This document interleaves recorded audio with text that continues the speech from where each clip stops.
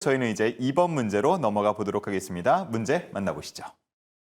네, 현재 많은 시청자분들께서 내가 고점 판독기인가 유유라고 남겨주셨는데 그 답답한 마음 두 분의 인사이트 함께 참고하셔서 앞으로 또 수익까지 저희가 응원 드리도록 하겠습니다. 이렇게 원전에 대한 이야기 나눠봤고요. 이어서 두 번째 문제지 바로 확인해 보시죠. 네, 대통령실 주식 양도세 기준 변화 없다. 불안감 커지는 투자자에게 꼭 필요한 대응 전략을 그리시오라고 나와 있습니다. 오늘 시장 전반을 끌어내렸던 그 이슈였죠. 바로 오전에 대주주 양도세 기준 50억 원으로 그대로 이어질 거다라는 기대감이 있었는데 오후 1시쯤 대통령실의 입장이 나오면서 시장 파랗게 물들었습니다. 민주당 입장과는 다르게 대통령실에서는 기존 10억 원으로 바꾸는 이 입장 그대로 고수하겠다라고 선을 그었는데요. 이 이야기가 나오자마자 외국인과 기관 동반 매도세 크게 출회됐던 하루입니다. 이제 14일이죠. 세제 개편안 입법 예고 시한이 앞두고 있고 또 오늘 밤 CPI까지 참 시장에 대한 대응을 해야 하는 모멘텀들이 너무나도 많았는데요. 앞으로는 시장 조금씩 상방을 다시 다져나갈 수 있을까 많은 분들이 지켜보고 있는 상황입니다. 그렇다면 현재 불안한 시장에서 투자자들은 어떤 대응 전략이 유효할까요? 그 이야기를 그림을 통해서 자세하게 풀어보도록 하겠습니다. 그럼 두 번째 주식 남녀의 선택 보드를 들어주시죠. 네, 최근에 계속 정치권 그리고 대통령실에서 나오고 있는 이 입장들 아마 듣고 싶은 대로 듣는 분들이 꽤 많으실 것 같아요. 그렇기 때문에 그에 따라서 앞으로의 전략을 어떻게 짜야 하나 고민을 많이 하실 것 같은데 따끔한 일침을 내어주실지 아니면 위로를 해주실지 궁금했습니다. 자, 두 분께서 그림을 아주 잘 그려주신 것 같은데 자, 한 분씩 한번 이야기를 들어보도록 하죠. 먼저 이번에는 이해나 대표님 그림을 볼 텐데 네. 자, 개미가 일단 눈에 띕니다. 투쟁. 머리, 가슴 배인가요? 머리, 네. 배, 다리 뭐 이렇게 있고 그리고 띠를 두르고 있는 모습 그리고 코스피 5천을 외치고 네. 있는 모습 네. 하지만 그 반대편에는 정부가 있습니다. 네, 정부가 여기 GG라고 한 곳까지 있습니다. 예. 네. 앞서 그 배당소득세 분리과세가 확정되면서 예정된 세제 개편안이 발표되었었습니다. 그때 제가 현재 확정된 것은 배당소득세 분리과세 말고 없으니 일단은 더 지켜보면서 대응을 하자라는 말씀을 드렸던 적이 있습니다. 그 이유로 이제 이재명 대통령은 당선 이전부터 코스피 5천 실현을 계속해서 이 목표로 언급을 해왔습니다.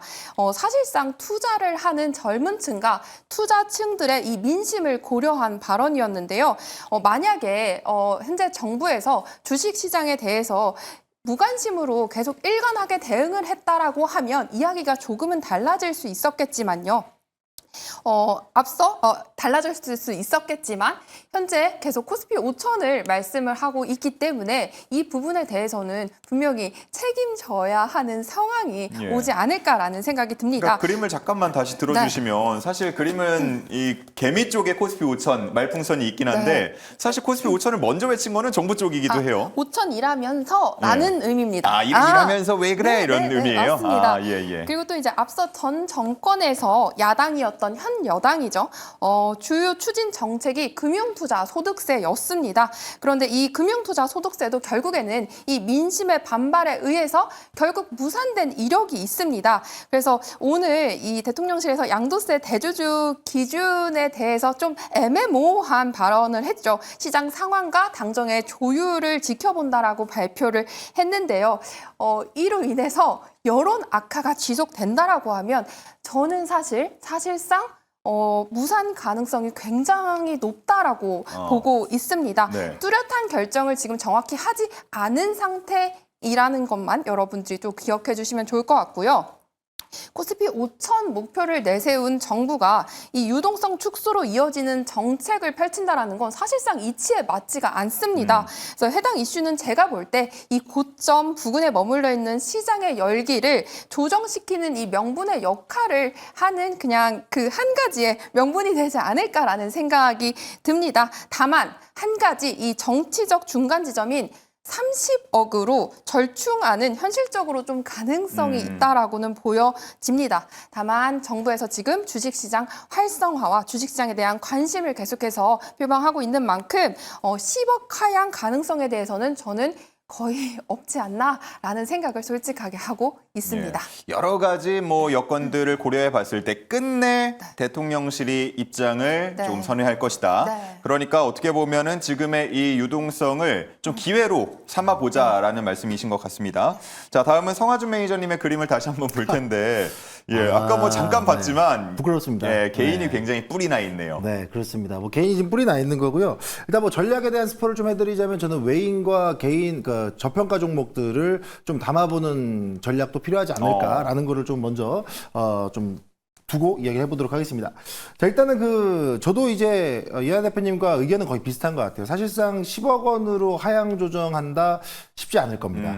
그러니까 저는 이런 말씀을 드리고 싶어요. 대주주 양도세. 그러니까 제가 지금은 이제 한 개인 투자자로서 여러분들한테 좀 이야기해드리고 싶은 건데, 이 지지난주 금요일 날에도 주식 양도소득세 관련된 이슈로 인해서 낙폭을 크게 키웠어요. 코스피 3점, 거의 뭐 코스피 코스닥 4% 가까이 빠졌죠. 그리고 지난 5거래일 동안 그거 만회하느라고 힘 다 썼습니다. 그리고 오늘장 시작, 어제 또 했고 오늘장 시작돼서 오늘 우리나라 반도체부터 시작해갖고 일본 자동차 관세 훈풍, 반도체 자동차 반등 나오려고 그런 대통령실에서 굳이 하지 않아도 되는 이야기들을 꺼내가지고 시장을 흔들었습니다. 자, 그럼 이걸 한번 얘기를 해볼게요. 자, 지금 대주주 양도세의 기준을 10억 원으로 완화하자라고 이야기하는 부분들은 어쨌든 표면적으로는 이 과세 기준을 낮춰갖고 고액 자산가들의 과세 형평성, 그리고 이 세수 확대를 하기 위한 명분이에요. 표면적으로는 그래요.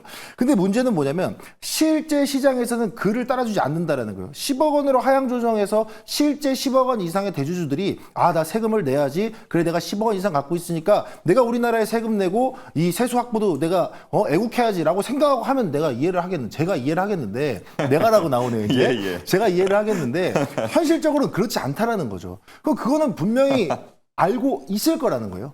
정부에서도 알 거고 의회에서도 알고 있을 거라는 겁니다. 근데 지금 여당, 야당 내 정치적인 의견들이 계속 오고 가고 있다 보니까 주식시장에 흔들릴 수 있는 내용들을 계속 꺼내고 있다는 거예요. 그 대주주 양도세의 순기능이 정확하게 작동을 한다라 그러면 저도 10억 원 동의하겠습니다. 근데 현 시점에서는 동의할 수 없는 내용들은 세수에 대한, 그러니까 회피 물량들이 나오는 부분에 대한 우려를 고려를 하셔야 된다는 거. 그러니까 원래 원하던 기능이 정상 작동하지 않을 거라는 거를 보셨으면 좋겠다라는 거고, 그렇다라 그러면 차라리 대주주 양도세에 대한 부분들을 10억 원으로 하향 조정한다? 예전에 2020년도에 3억 원 하향 조정하려고 했다가 난리 났었어요. 물론 이제 그때도 이제 한다 만다 하다가 지수는 크게 변동은 없었지만 우려의 시장이 많이 위축이 됐었고, 그러다가 결국에는 다시 상향하면서 좀 마무리를 지었는데, 이번에도 저는 그런 식으로 좀 흐름을 가져가 줘야 되지 않나. 차라리 정말 세수 확대가 필요하다 그러면 차라리 거래세를 조금 인상하는 부분, 너무 늘리면 또 안 되고 거래세를 인상하는 방법도 있지 않을까. 왜냐면 우리나라 시장 같은 경우 아시겠지만 사고팔고가 상당히 빨라요. 외국인들이 단타치는 유일한 시장이 우리 대한민국 주식시장입니다. 가치 투자에 대한 모멘텀이 사라진 지 오래입니다. 그게 또 뭡니까? 거래세에 대한 부분들이 영향을 많이 미치죠. 사고팔고 단기 단타 매매가 성행하기 때문에 이런 부분들을 거래세를 좀 인상하면서 세수 확대를 하고 이 단타에 대한 흐름들을 조금 위축시킨다라 그러면 오히려 가치 투자에 대한 모멘텀까지 살아나고 세수 확대까지 가져갈 수 있지 않을까라는 부분들도 좀 생각을 해 주셨으면 좋겠다라고 말씀을 드리도록 하겠고요.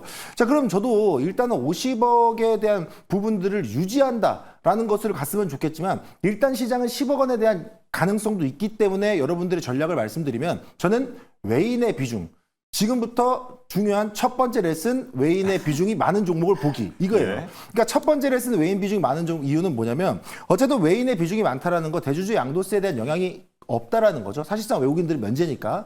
그렇기 때문에 이런 부분에 있어서 외국인들의 비중이 많은 종목들 같은 경우에는 시장에서 이 연말의 대주주 양도세 회피 물량에 영향을 크게 받지 않을 거라는 거. 그리고 두 번째 레슨, 저평가 종목 잡기. 왜냐면 이번 시장 같은 경우에는 3,000스피를 넘어서면서 대형주라든가 시장에 인기 있었던 종목들의 상승폭이 워낙 커요. 그 시장에 그 종목들에 포함되어 있는 주주들의 이 포트도 상당히 극대화가 돼 있을 거란 말이죠. 그럼 내가 원래 한 5억 원을 갖고 있었는데 더블이 나와서 10억이 돼버리면 나는 원래 5억짜리 그러니까 5억짜리 주주였는데 순식간에 대주주가 돼버린다는 얘기죠. 그럼 제 입장에서는 아직까지 개인들의 물량이 들어가지 않고 소외되어 있었고 저평가 종목이었던 이런 종목들을 잡으시면 외인에 대한 비중으로 회피 물량 안 맞을 거고 저평가 종목에 대한 회피 물량 안 맞을 거기 때문에 만약 10억으로 하향한다라 그러면 그런 종목들 여러분들이 고려해 보시는 게 어떨까 이렇게 말씀드리겠습니다.